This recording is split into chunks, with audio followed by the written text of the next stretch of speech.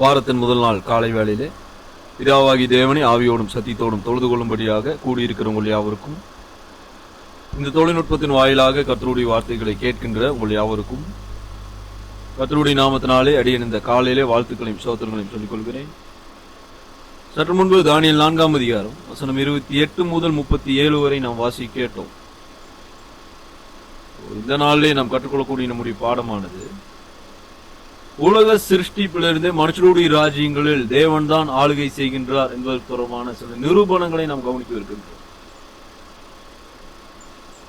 தானியேல் 4ஆம் அதிகாரம் வசனம் 28 37 பாபிலோன் தன்னுடைய ராஜ்யம் என்பதாகவும், அந்த ராஜ்யத்தை கட்டினது தான் என்பதாகவும், அந்த ராஜ்யத்தில் ஆளுகை செய்வது தான் என்பதாக நேபுகாத்நேச்சார் யூகித்துக் கொண்டிருந்தார். ஆனால் உண்மையாகவே தேவன் தான் அந்த ராஜ்யத்தில் ஆளுகை செய்கின்றார் என்பதை தேவன் நேபுகாத்நேச்சார் உணர்த்த வேண்டியது இருந்தது இல்லையா? 28 31 வரை நாம் கவனிக்கும் போது, இது நான் கட்டின மகா பாபிலோன்னு சொன்னாரு, என் மகிமை பிரதாபத்துக்கு என்று நான் கட்டினதுன்னு சொல்லி தன்னை தானே நேபுகாத்நேச்சார் புகழ்ந்துட்டு இருந்தார். 32வது வசனத்துல நம்ம கவனிக்கும் போது, இது நான் கட்டின மகா பாபிலோன் ராஜ்யம் அவர் சொன்ன உடனே 31 ராஜ்யபாரம் உன்னை விட்டு நீங்கிருச்சுன்னு ஒரு சத்த வானத்துல இருந்து கேக்குது அவரு. அப்ப ராஜ்யபாரம் தன்னுடைய கட்டுப்பாட்டுல இருந்தா, தன்னுடைய ராஜ்யபாரமாக அது இருந்தா, அது தன்னுடைய ஆளுகையா இருந்தா, நேபுகாத்நேச்சார் இடத்துல இருந்து யாராலையும் அதை நீக்க முடியாது இல்லையா? ராஜ்யபாரம் நேபுகாத்நேச்சாரை விட்டு நீங்கிருச்சுன்ற விஷயம் உண்மையாகவே அந்த ராஜ்யத்தில் ஆளுகை செஞ்சுட்டு இருக்கிறது யாரு அப்படிங்கறத நம்ம காண்பிக்குதா? 32வது வசனத்தில் ஆளுகை யாருடையது? உன்னதமானவர் மனுஷருடைய ராஜ்யத்தில் ஆளுகை செய்து தமது சித்தமா இருக்கிறவனுக்கு அதை கொடுக்கிறார் என்பதை நீ அறிந்து கொள்ளும் மட்டும். இதுவரைக்கும் நேபுகாத்நேச்சாருக்கு என்ன விஷயம் தெரியல. ஆளுகை என்னுடையது, ராஜ்யபாரம் என்னுடையது, என் மகிமை பிரதாபத்துக்கு நான் கட்டின மகா பாபிலோடையது. தன்னைத்தானே புகழ்ந்துட்டு நேபுகாத்நேச்சார் இப்படி பெருமையா பேசிட்டு இருக்கிறார். ஆனா நேபுகாத்நேச்சாருக்கு தேவன் தான் ஆளுகை செய்கிறார் என்ற விஷயத்தை உணர்த்த வேண்டியது இருந்தது. அதை தேவன் நேபுகாத்நேச்சாருக்கு எப்படி உணர்த்தினாரு? 33 மனுஷன் நின்று நேபுகாத்நேச்சார் தள்ளப்பட்டிருக்கிறார். இப்ப ராஜாவுடைய சிங்காசனத்துல அவர் இல்லை. எங்க இருக்கிறார் அவரு? மாடுகளை போல புல்ல மேய்ஞ்சிட்டு இருக்கிறார். இப்ப போயிட்டு அவனுடைய தலைமயிர் கழுகுகளுடைய இறகுகளை போலும், அவனுடைய நகங்கள் பட்சிகளுடைய நகங்களை போல வளரும் மட்டும், அவனுடைய சரீரம் ஆகாயத்து பணியில் நனைந்தது. இப்ப ராஜாவுடைய இருக்கையில் சிங்காசனத்தில் நேபுகாத்நேச்சார் இல்ல. அங்கிருந்து தேவன் நேபுகாத்நேச்சார் தள்ளிட்டாரு. இப்ப நேபுகாத்நேச்சார் மாட்டை போல புல்ல மேய்ஞ்சிட்டு இருக்கிறார், பணியில நனைஞ்சிட்டு இருக்கிறார். பாருங்க, இந்த உணர்த்தப்படுதல் முடிஞ்ச பிற்பாடு நேபுகாத்நேச்சார் என்ன உணர்ந்து கொண்டிருக்கிறார்? 34 நான் என் கண்களை வானத்துக்கு ஏறெடுத்தேன்றார் நேபுகாத்நேச்சார். சொல்லிட்டு சொல்றாரு, என் புத்தி எனக்கு திரும்பி வந்தது. அப்பொழுது நான் உன்னதமானவரை ஸ்தோத்திரித்து என்றென்றைக்கும் ஜீவித்தவரை புகழ்ந்து மகிமைப்படுத்தினேன். இதுக்கு முன்னால் அவர் யார் மகிமைப்படுத்திட்டு இருந்தார்? இது என்னுடைய ராஜ்யம், நான் கட்டின மகா பாபிலோன்.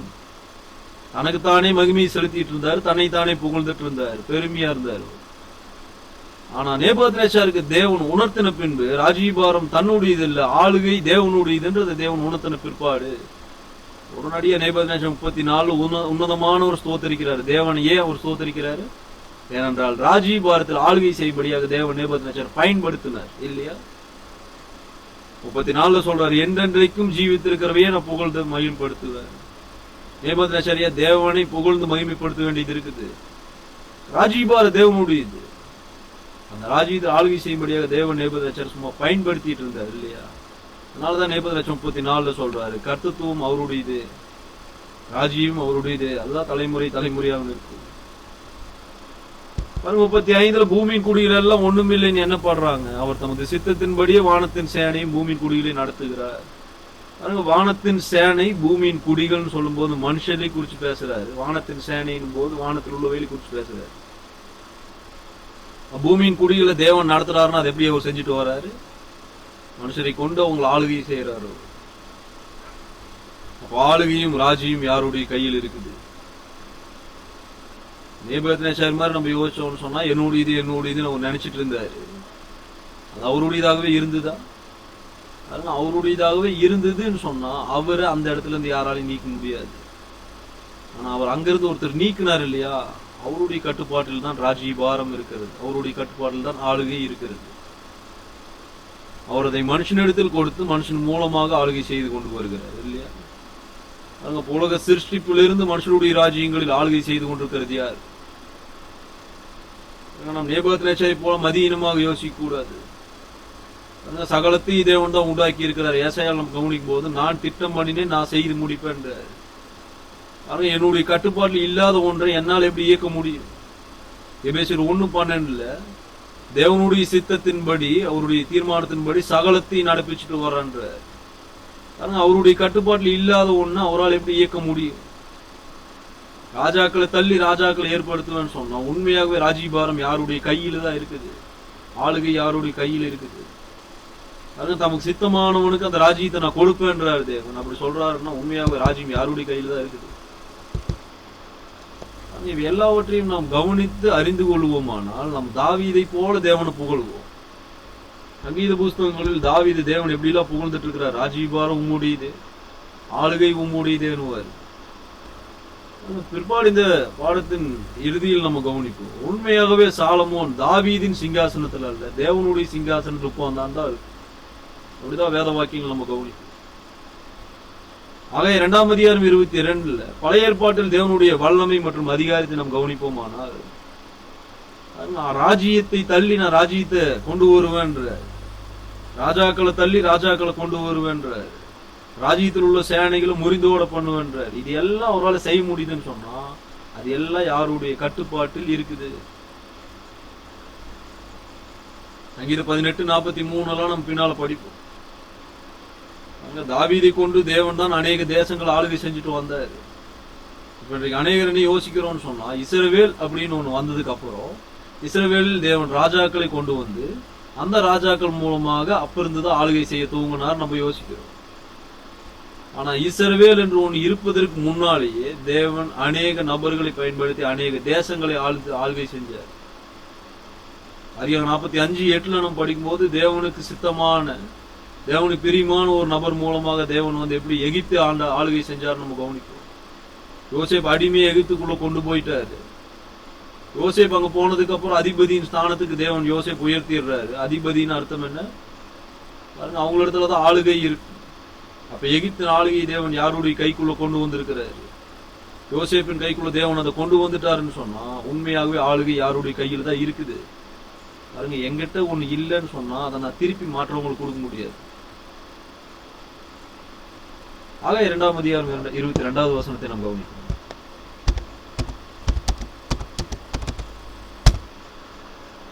ராஜ்யங்களின் சிங்காசனத்தை கவிழ்த்து ஜாதிகளுடைய ராஜ்யங்களின் வேலத்தை அழித்து ரதத்தையும் அதில் ஏறி இருக்கிறவர்கள் கவிழ்த்து போடுவேன்.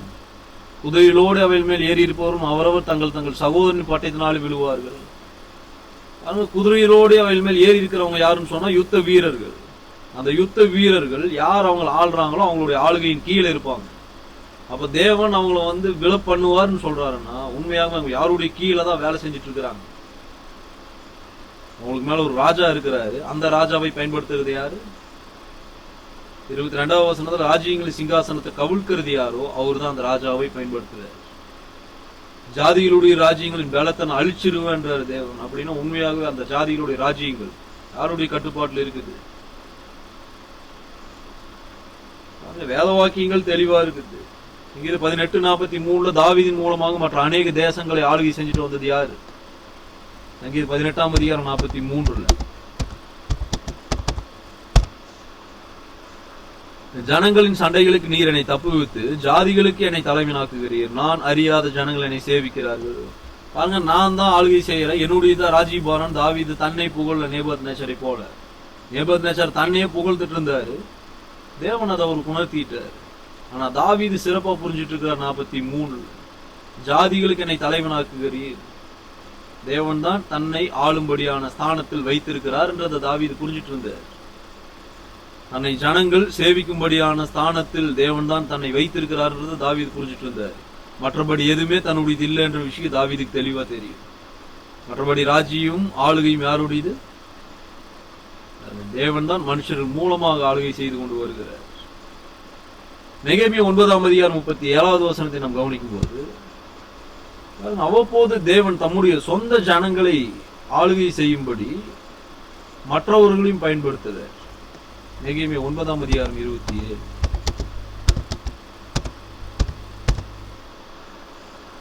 ஆகையால் அவர்களை நெருக்குகிற அவர் சத்துருக்களின் கைகளில் அவர்களை ஒப்பு கொடுத்தீர்.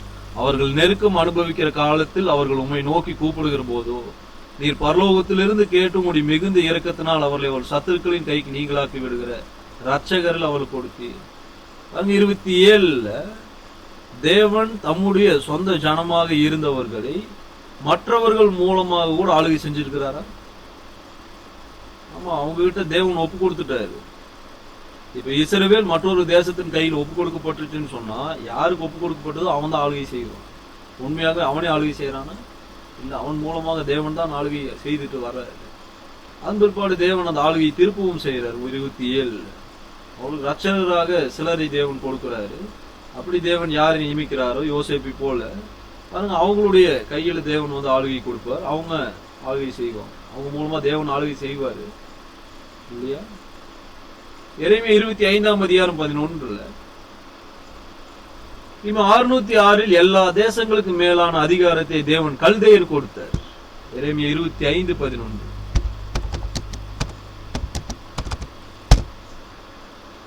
இந்த தேசமெல்லாம் வனாந்தரம் பாலும் ஆகும். இந்த ஜாதிகளோ 70 வருஷமாக பாபிலோன் ராஜாவை சேவிப்பார்கள். முழு ஆளுகையும் தேவன் யாருக்கு கீழாக கொண்டு போறாரு? கிமு 606 பாபிலோன் ராஜா.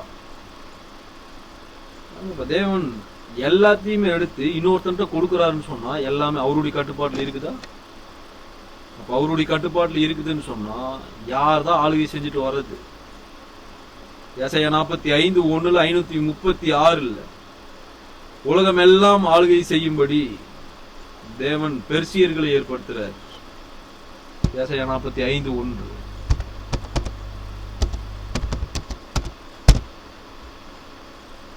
கர்த்தராகி நான் அபிஷேகம் பண்ணின கோரேசுக்கு முன்பாக ஜாதிகளை கீழ்ப்படுத்தி ராஜாக்களின் இடைக்கட்டுகளை அவிழ்க்கும்படிக்கும் அவனுக்கு முன்பாக வாசல்கள் பூட்டப்படாதிருக்க கதவுகளை திறந்து வைக்கும்படிக்கும் அவனை பார்த்து அவன் வலது கையை பிடித்து அவனுக்கு சொல்லுகிறதாவது, நான் உனக்கு முன்னே போய் கோணலானவைகளை செவ்வையாக்குவேன். உன்னை பெயர் சொல்லி அழைக்கிற இஸ்ரவேலின் தேவனாய் கர்த்தர் நானே என்று நீ அறியும்படி வெண்கல கலவுகளை உடைத்து இருப்பு தாழ்பால்களை முறித்து அந்தகாரத்தில் இருக்கிற பொக்கிஷங்களையும் ஒளிப்பிடத்தில் இருக்கிற புதையல்களையும் உனக்கு கொடுப்பேன். நான் என் தாசனாய் யாக்கோபின் நிமித்தமும் நான் தெரிந்து கொண்ட இஸ்ரவேலின் நிமித்தமும் நான் உன்னை பெயர் சொல்லி அழைத்து நீ என்னை அறியாதிருந்தும் உனக்கு நாமம் தரித்தேன். பாருங்க, ஒரு புறஜாதியான் பெர்சியர்கள் தேவன் அறிஞ்சிருந்தாங்களா? 44 சொல்லும் போது நீ என்னை அறியாதிருந்தும் சொல்றார். ராஜா கிட்ட தான் சொல்றார் கோரேஸ்.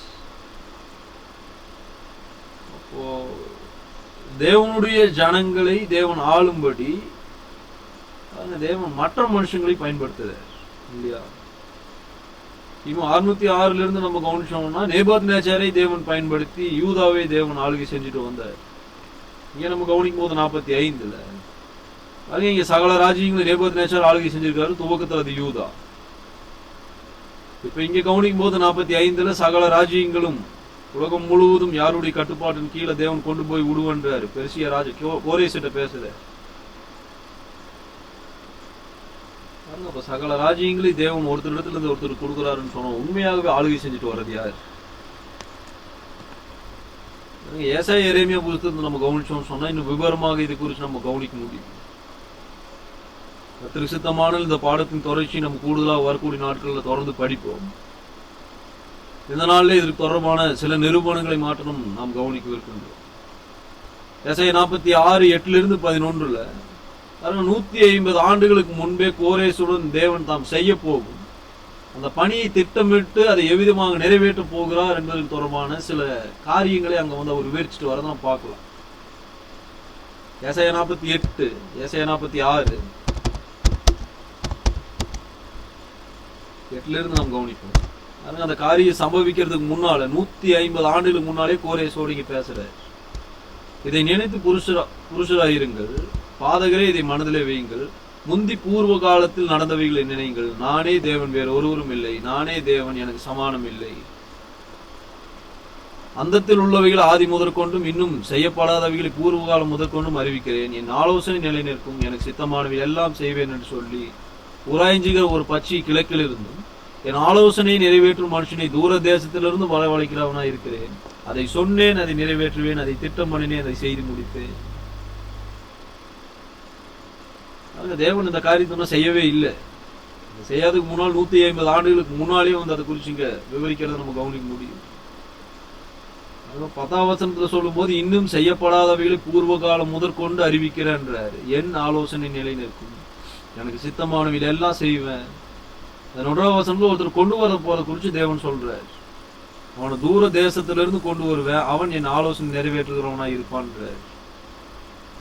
எசாயா 41:2 கவனிச்சோன்னு சொன்னா, உலகத்தில் உள்ள எல்லா தேசங்களையும் தேவன் தாமே ஆளுகிறார் என்பதை அவர் அநேகம் தர தேவனுடைய பிள்ளைகளுக்கு அவர் தெளிவுபடுத்தி இருக்கிறார். அதற்கான நிருபலங்களை தான் நம்ம கவனிச்சுட்டு வர்றோம். 10ஆம் வசனத்துல இங்க 11:10 நம்ம கவனிக்கும் போது கோரேசு குறிச்சு அவர் பேசிட்டு வர தூர தேசத்துல இருந்து கொண்டு வருவேன்றாரு. அவனின் ஆலோசனை எல்லாம் நிறைவேற்றுவான். இது எல்லாத்தையுமே தேவனால செய்ய முடியுதுன்னு சொன்னா, ராஜீபாரத்தை முழுசா எடுத்து இன்னொருத்தருக்கு கொடுக்க முடியுதுன்னு சொன்னா, ஒருத்தர் இடத்துல அந்த ராஜீபாரத்தை நீக்க முடியுதுன்னு சொன்னா, உண்மையாகவே ராஜீபாரம் ஆளுகை யாருடைய கையில் இருக்குது? 41:2 நம்ம கவனிச்சோம். ஏசாயா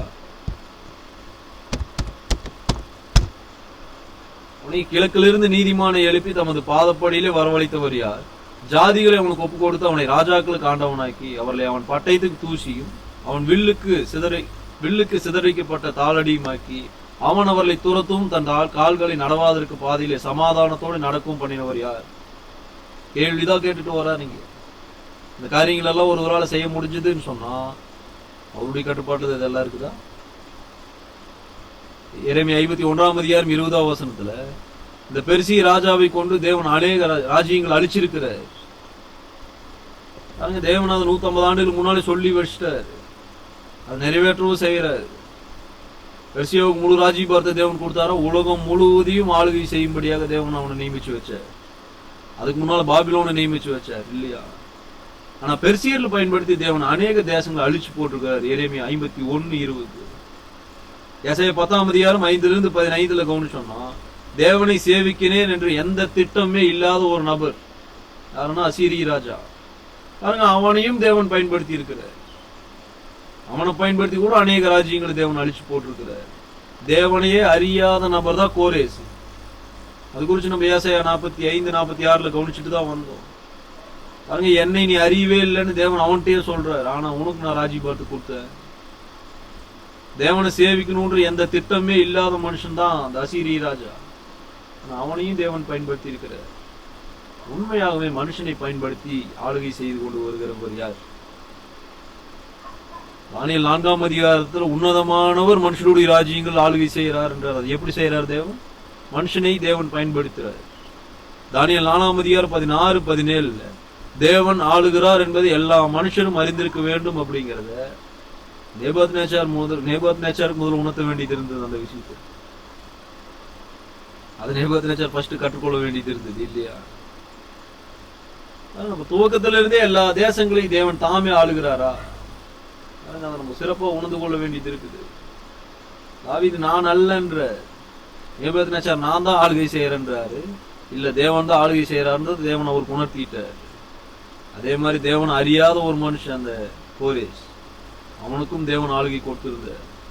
தேவனை சேவிக்கலான்ற எந்த திட்டமே இல்லாத ஒரு மனுஷன் அசீரிய ராஜா, அவனுக்கும் தேவன் ஆளுகை கொடுத்தார். அப்ப தேவன் இவ்விதமான மனிதர்களை பயன்படுத்தி மனுஷனுடைய ராஜ்யங்களில் ஆளுகை செய்கிறார். 1 நாளாகமம் 29-23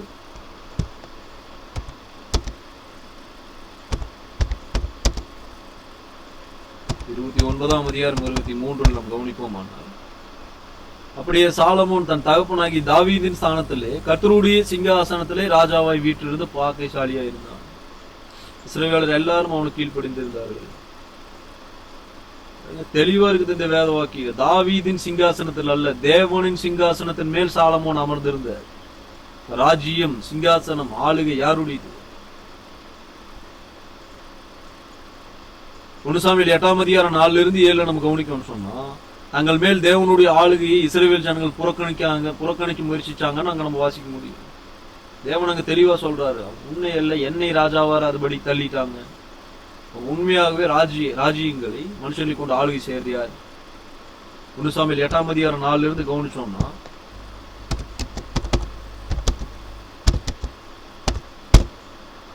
அப்பொழுது இஸ்ரவேலின் மூப்பர் எல்லாரும் கூட்டம் கூடி ராமாவில் இருந்த சாமுவேல் இடத்தில் வந்து, இதோ நீர் முதிர் வயதுள்ளவரானீர், உம்முடைய குமாரன் உம்முடைய வழியிலே நடக்கிறதில்லை, ஆகையால் சகல ஜாதிகளுக்குள்ளும் இருக்கிறபடி எங்களை நியாயம் விசாரிக்கிறதுக்கு ஒரு ராஜாவை ஏற்படுத்த வேண்டும் என்றார்கள். எங்களை நியாயம் விசாரிக்க ஒரு ராஜாவை ஏற்படுத்தும் என்று அவர் சொன்ன வார்த்தை சாமுவேலுக்கு தகாததை கண்டது. ஆகையால் சாமுவேல் கர்த்தரை நோக்கி விண்ணப்பம் பண்ணினான். இஸ்ரவேல் ஜனங்க என்ன கேட்கறாங்க? எங்களுக்கு ராஜா வேணும்னு மட்டும் கேட்டிருந்தாங்கன்னா ஒருவேளை அது பெரிய தப்பா இருந்திருக்காது. 5ஆம் வசனத்துல மற்ற சகல ஜாதிகளுக்கு ராஜாக்கள் இருக்கிறாங்க, அதை நாங்க பாக்கிறோம். அதே மாதிரி எங்களை நியாயம் விசாரிக்கிறதுக்கு எங்களுக்கு ஒரு ராஜா வேணும். இது சாமுவேலுக்கு தகாததா இருக்குது. 6ஆம் வசனத்துல கர்த்தரை நோக்கி கூப்பிடுறாரு. 7ஆம் வசனத்துல கர்த்தர் என்ன சொல்றாரு?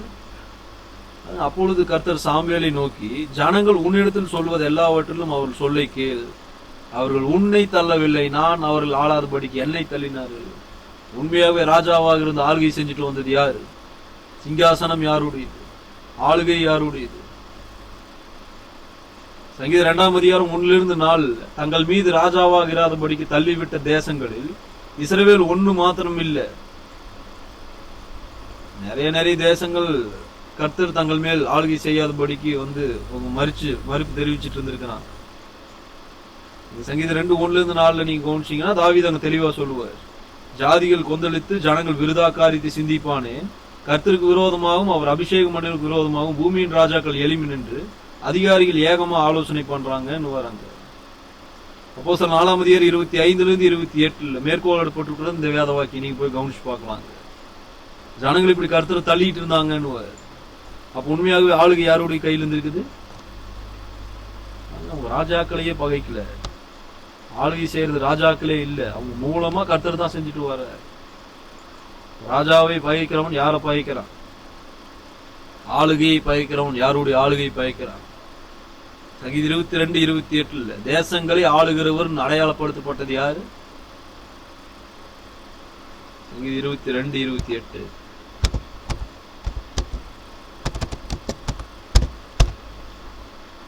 ராஜ்யம் கர்த்தருடையது, அவர் ஜாதிகளை ஆளுகிறவர். ஜாதிகளை ஆளுகிறவர் என்று அடையாளப்படுத்தப்பட்டவர் யார்? இங்க 28 கர்த்தர் தான் என்றால் அவர் தான் ராஜா இல்லையா? சங்கீதம் 47:2 பூமியின் ராஜான்னு சொல்லி அங்க நம்ம அவர் குறிச்சு வாசிக்க முடியும். சங்கீதம் 59:13 எல்லா தேசங்கள் மேலும் தாம் ஆளுகிறதாக தேவனே சொல்றாங்க. அந்த வேத வாக்கியத்தை மாத்திரம் கவனிப்போம். 59:13 சங்கீதம்.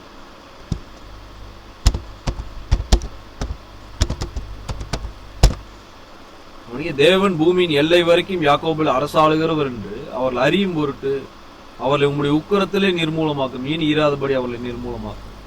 13ஆம் வசனத்துல பூமியின் எல்லை வரைக்கும் அரசாளுகிறவர் யாரு? தேவன். 96:10 சங்கீதத்துல கவனிக்க முடியும். எல்லா தேசங்கள் மேலும் ஆளுகை செய்பவர் தேவன் தான்.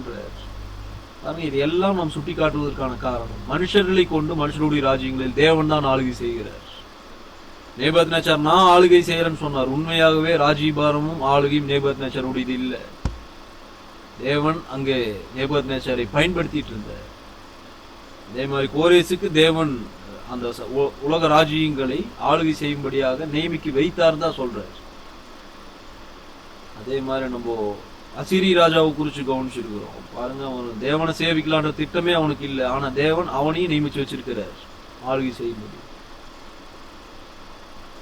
தேவன் ராஜ்யபாரத்தை திருப்புறார் இல்லையா? அதை ஒரு சித்தமானவங்களுக்கு கொடுக்கிறார். அவர்கள் மூலமாக தேவன் தான் ஆளுகை செஞ்சுட்டு வர்றாரு. அவங்க தேவனுடைய சித்தத்தின்படி இல்லாத போது அவனை தள்ளி வேறொரு ராஜாவை தேவன் கொண்டு வர்றார். மற்றபடி தேவன் ராஜ்யபாரங்களையும் மாற்றவும் செய்யறார் இல்லையா? இது எல்லாவற்றையும் அவரால் செய்ய முடியுதுன்னு சொல்லும் போது நம்ம சிறப்பாக அந்த விஷயத்தை உணர்ந்து கொள்ளணும். தேவன் தான் ஆளுகை செஞ்சுட்டு வர்றாரு. சங்கீதம் 103:19 அவருடைய ராஜ்யத்தின் சிங்காசனம் எல்லாவற்றையும் ஆளுகிறதாக அவர் வெளிப்படுத்துறாரு. இங்க சங்கீதம் 103:19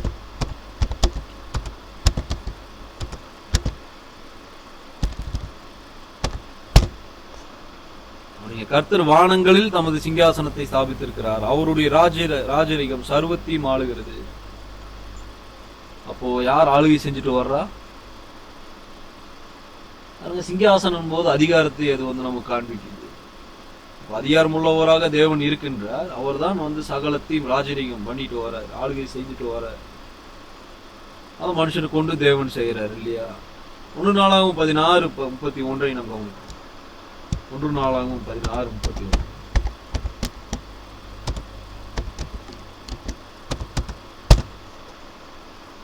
வானங்கள் மகிழ்ந்து பூமி பூரிப்பதாக, கர்த்தர் ராஜரீகம் பண்ணுகிறார் என்று ஜாதிகளுக்குள்ளே சொல்லப்படுவதாக.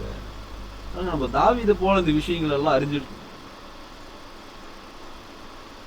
நம்ம கவனிக்கிற 16:31 தாம் அவர்கள் மேல் ஆளுகிறார் அப்படிங்கிறது தேசங்கள் அறிந்திருக்க வேண்டும், அறிவிக்க வேண்டும். 1 நாளாம் 29:10-12 எல்லாருக்கும் மேலாக தலையாக தாம் இருக்கிறதாக தேவன் சொல்றார். 2 நாளாம் 20ஆம் அதிகாரம் 6ஆம் வசனத்துல கவனிக்கும் போது உலகத்தின் எல்லா ராஜ்யங்களையும் தேவன் தான் ஆளுகை செஞ்சுட்டு வர்றார் என்றார். அதெல்லாம் அப்படி அவர் எப்படி செய்யறாரு? மனுஷனை கொண்டு.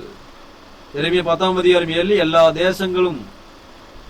எல்லா தேசங்களுக்கும் மேலாக அவர் தான் ஆளுகை செய்யறதாக அங்கேயே சொல்றார். பாருங்க, தேவன் ஆளுகிறார் அப்படிங்கிறதுக்கு தொடர்பாக வேத வாக்கியங்கள் அநேகமா இருக்குது. எல்லாவற்றையும் நம்ம சுட்டி காட்ட போறது இல்லை. எரேமியா 1:10 நம்ம கவனிப்போம். எரேமியா 1ஆம் அதிகாரம் 10ஆம் வசனம். பார், பிடுங்கவும் இடிக்கவும் அழிக்கவும் கவிழ்க்கவும் கட்டவும் நாட்டவும் உன்னை நான் இன்றைய தினம் ராஜ்யங்கள் மேலும் ஏற்படுத்தினேன் என்று கர்த்தர் என்னுடனே சொன்னார். அப்ப மனுஷனை ஆளுகை செய்யும்படியாக, மனுஷன் மூலமாக மற்ற ஜனங்களை ஆளும்படியாக மனுஷனை தேவன் தான் நியமிக்கிறார்னு சொன்னா, உண்மையாகவே ஆளுகை ராஜ்யபாரம் யாருடைய கையில் தான் இருக்குது. என்கிட்ட இல்லாத ஒன்றை நான் ஒருத்தர் கொடுக்க முடியாது. என்னுடைய கட்டுப்பாட்டில் ஒன்று இல்லாத ஒன்றை என்னால் இயக்க முடியாது இல்லையா? 10ஆம் வசனத்துல தேவனிடத்துல தான் ராஜ்யபாரம் இருக்குது. ராஜ்யங்கள் அவருடைய கையில தான் இருக்குது, ஆளுகைகள் அவருடைய கையில தான் இருக்குது. அதை தேவன் மனுஷனிடத்துல கொடுத்து மனுஷன் மூலமாக தேவன் அந்த ஆளுகை செய்து வர்றார். மனுஷன் மூலமாக தேவன் தான் இடிக்கிறாரு, அழிக்கிறாரு, கவிழ்க்கிறாரு, கட்டுறாரு, நாட்டுறாரு இல்லையா? அசீரிய ராஜாவை பயன்படுத்தி இஸ்ரவேலை தேவன் எவ்விதமாக அவர் அடிச்சிட்டு இருந்தாருன்னு நம்ம படிக்கலாம். பாபிலோன் ராஜா நேபுகத்நேச்சாரை பயன்படுத்தி யூதாவை தேவன் எவ்விதமாக அடிச்சிட்டு இருந்தாரு நம்ம கவனிக்கலாம். எரேமியா 1ஆம் அதிகாரம் 10ஆம் வசனத்தில் நம்ம கவனிச்சிருக்கிறோம். பாருங்க, எல்லா தேசங்களுக்கும் மேலும் எரேமியாவை தேவன் தீர்க்கதரிசியாக ஏற்படுத்தி இருக்கிறார். எரேமியா என்ன செஞ்சுட்டு வந்தாரு? போதிக்கிறது அவருடைய வேலை. சில நேரங்கள்ல அவர் போதிச்சதால மக்கள் கோபம் அடைஞ்சு இருக்கிறாங்க. அது ஆளுகை இல்லை. ஆனா ராஜான்னு வரும்போது அது ஆளுகையின் கீழே வருது இல்லையா? யோவேல் 3ஆம் அதிகாரம் 12ஆம் வசனத்தை நாம் கவனிக்கணும்.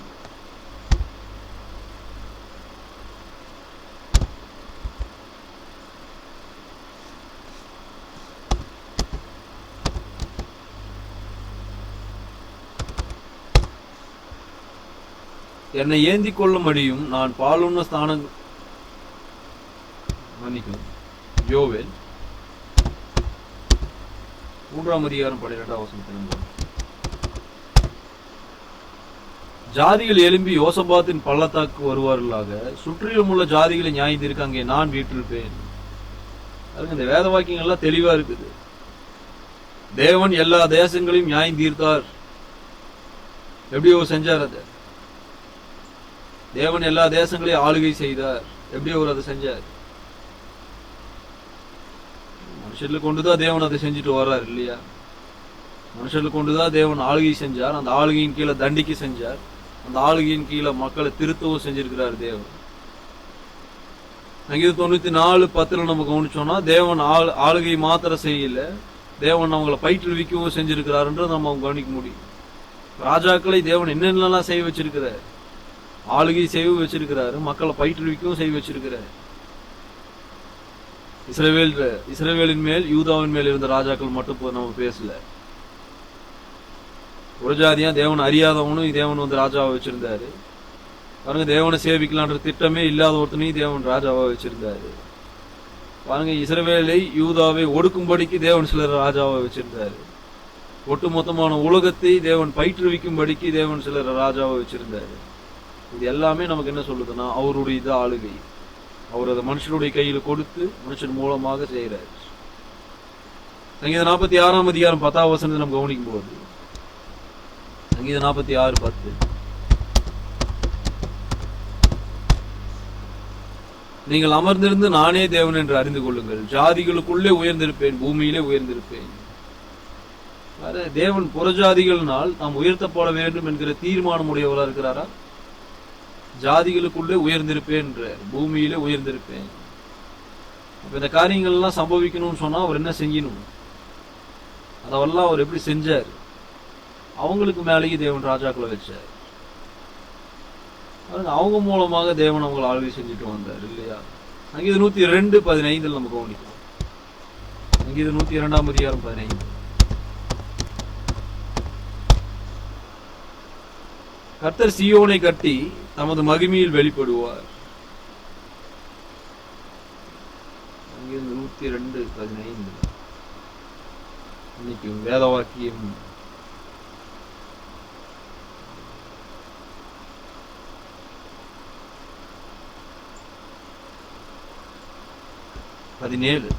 அப்பொழுது ஜாதிகள் கர்த்தருடைய நாமத்துக்கும் பூமியில் உள்ள ராஜாக்கள் எல்லாரும் உம்முடைய மகிமைக்கும் பயப்படுவார்கள். பூமியில் உள்ள ராஜாக்கள்லாம் தேவனுடைய மகிமைக்கு ஏன் பயப்பட வேண்டியது இருக்குது? அவங்களை பயன்படுத்துறது அவரு தான். அவங்களே ஆளுகை செய்யல, அவங்க மூலமாக ஆளுகை செய்யறது யாரு? எசேக்கியேல் 36:36 கவனிச்சீங்கன்னா, தேவன் தீர்க்க தரிசனங்களை அங்க நிறைவேற்றுவதை புறஜாதிகளும் அறிந்து கொள்ள வேண்டும்னு விரும்புறாரு. அதெல்லாம் புறஜாதிகள் அறிந்து கொள்ளணும்னு சொன்னா தேவன் என்ன செய்ய வேண்டியது இருக்குது? நீங்க கவனிச்சீங்கன்னா 38, 23, 39, 21 எல்லாம் கவனிச்சுட்டு வந்தீங்கன்னா ராஜாக்கள் மூலமாக தான் தேவன் அதை செஞ்சுட்டு வர. ஏசாயா 25ஆம் அதிகாரம் 3ஆம் வசனத்துல கொடூரமான தேசங்களும் கூட தேவனுக்கு பயப்படணும்னு சொல்லி தேவன் விரும்பினார். அதெல்லாம் தேவனுக்கு பயப்படணும்னு சொன்னா தேவன் என்ன செய்யணும்? என்ன செஞ்சிருக்கிறாருன்னு படிச்சீங்கன்னா, ராஜாக்கள் அவங்களுக்கு மேல ஏற்படுத்தி வச்சார். அவங்க மூலமாக அவர்களை தேவன் ஒடுக்க செஞ்சிருக்கிறார். சகரியா 14ஆம் அதிகாரம் வசனம் 17-19 புறஜாதிகளில் யார் தம்மை பணிந்து கொள்ள வராதவர்களோ அவர்களை தேவன் சபிச்சார். எப்படி அதை செஞ்சிருக்கிறார்? எல்லா காரியங்களையும் தேவன் யாரை ராஜாவாக ஏற்படுத்தி வச்சாரோ அவங்க மூலமாக நடப்பிச்சுட்டு வந்தார். மக்களிடத்தில் தேவன் நேரடியாக கிரியை நடப்பிச்சாரா? அவன் தீமையானது செய்யும் போது ராஜாக்களை கொண்டு அவனை தண்டிச்சுட்டு வந்தார். அவன் நன்மையானது செய்த போது தேவன் ராஜாக்களை கொண்டு அவனை பயிற்றுவிச்சுட்டு வந்திருக்கிறார். யோசியா ராஜாவை கொண்டு தேவன் யூதாவை எப்படியெல்லாம் பயிற்றுவிச்சாருன்னு போய் படிக்க முடியும். அவங்க தேவனையே சேவிக்காது இருக்கிறாங்க அந்த ஜனங்கள். யோசியா தேவனை சேவிக்கிறவரா இருக்கிறாரு.